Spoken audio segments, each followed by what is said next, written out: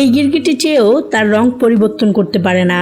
এই কারণে সে তার শরীরে ডালিমের রস লাগিয়ে নেয়। কিন্তু জঙ্গলের প্রাণীরা এটা দেখে তার উপরে হাসতে থাকে, যাতে গিরগিটি মন খারাপ করে সেখান থেকে চলে যায়। জঙ্গলে ঘুরতে ঘুরতে সে একটি মেয়ে গিরগিটিকে দেখে।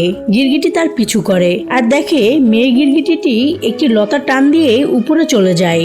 গিরগিটি তাকে নকল করে আর লতা বেয়ে মেয়ে গিরগিটির কাছে পৌঁছে যায়। মেয়ে গিরগিটি তাকে বাকি প্রাণীদের সাথে পরিচয় করায়। সেখানে একজন বাবুর্চি গিরগিটি ছিল।